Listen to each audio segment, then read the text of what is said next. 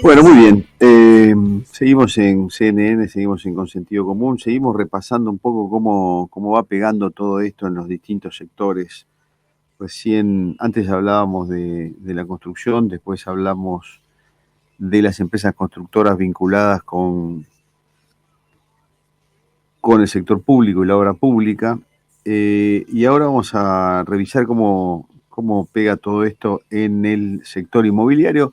Un sector inmobiliario que ya creo venía bastante paradito, bastante amesetado, pero José Rosados, director de Reporte Inmobiliario, nos lo va a poder confirmar o desmentir. ¿Qué tal, José? Buen día. Marcelo Fernández, mucho gusto. ¿Qué tal? Buen día, ¿cómo está? Muy bien, por suerte. Gracias por conversar con nosotros. Bueno, ¿cómo venía y cómo toma esta situación de estos días al mercado inmobiliario, José?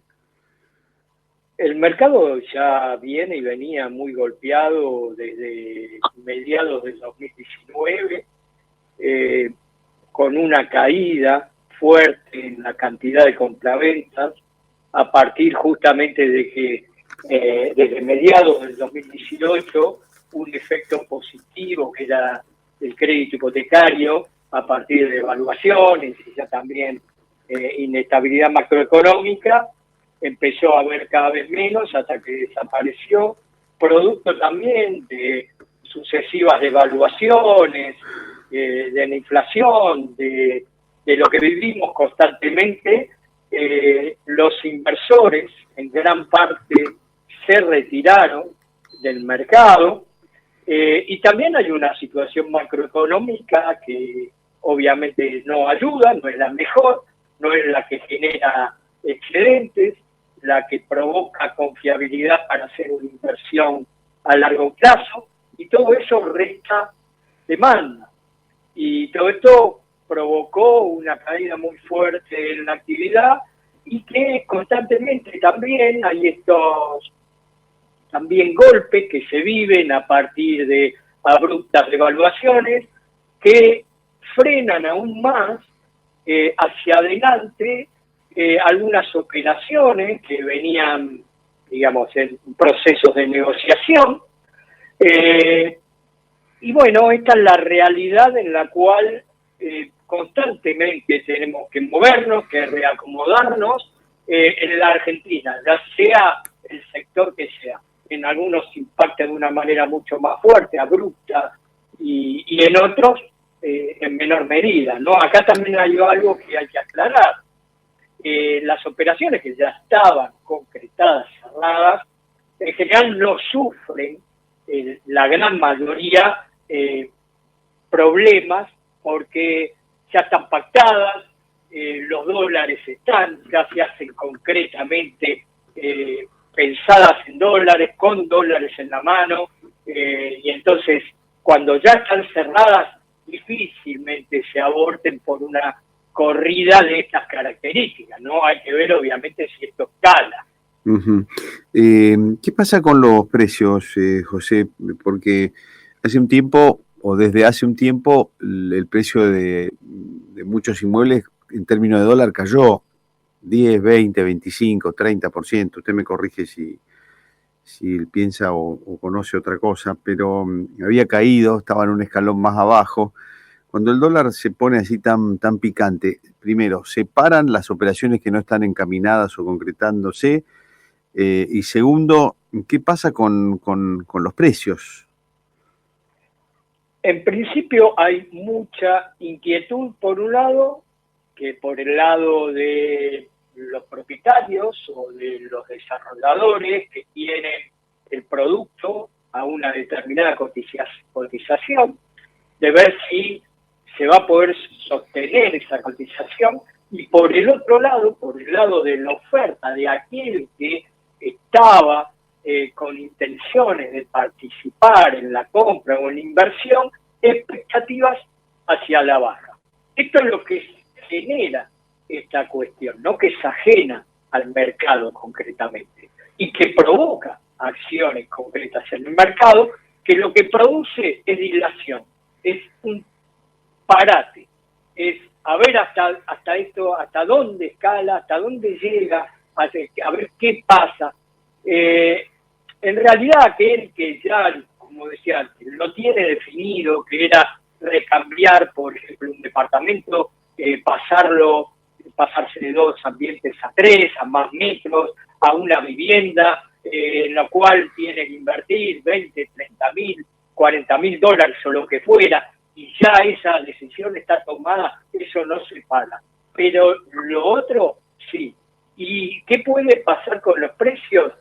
La verdad que todo depende de, como decía antes, de hasta dónde llegue esto. Porque si uno ve hacia atrás la historia, nosotros tuvimos una evaluación desde 2019 hasta ahora que prácticamente se multiplicó por 10 el valor del dólar. O sea, ¿qué quiere decir esto? Que el peso se depreció y hoy vale un 10% de lo que valía en aquel momento. Y sin embargo, las propiedades, el precio de las propiedades en términos generales, por supuesto, hablando siempre de residencial, de departamentos y demás, cayó un 40%. O sea, las propiedades valen un 60% en medidas en pesos de lo que valían en aquel momento. Perdón, ¿cuánto dijo José? ¿Cuánto?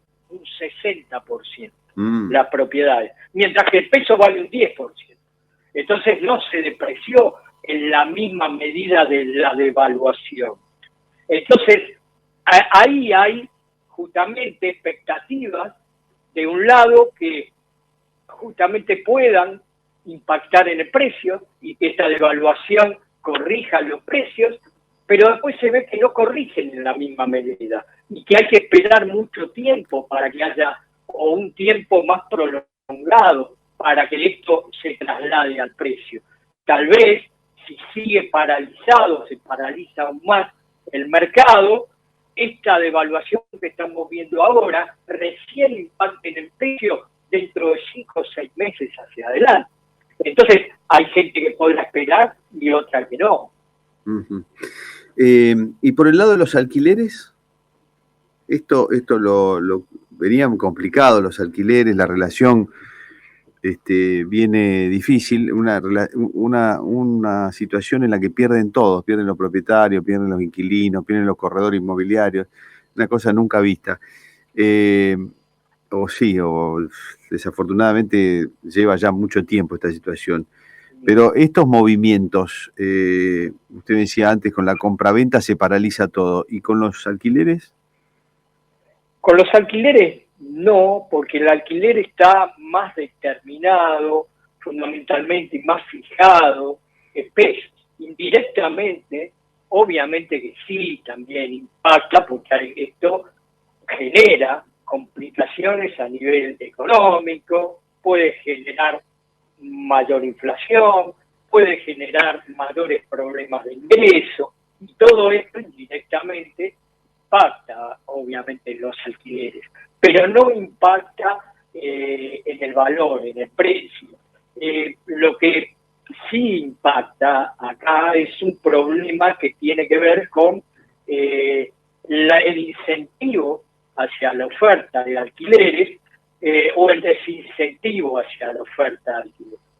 Desde hace 3 años, se desincentiva la oferta de alquileres. Cada vez hay menos oferta de alquileres y aún al haber menos oferta y una demanda cada vez más grande, porque como decía al principio, al no haber crédito hipotecario, la única salida posible para la formación de un nuevo hogar, para que alguien viva de manera unipersonal, si quiere, en una vivienda, una nueva familia, lo que sea, es el alquiler. No hay otra alternativa. Entonces hay una demanda cada vez mayor con una oferta cada vez menor.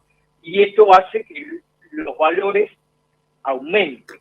Y sobre todo, ¿por qué? Porque también hay un marco legal, que fue la nueva ley de alquileres, que es la que está vigente desde hace 3 años, que en este contexto de inflación está desajustada.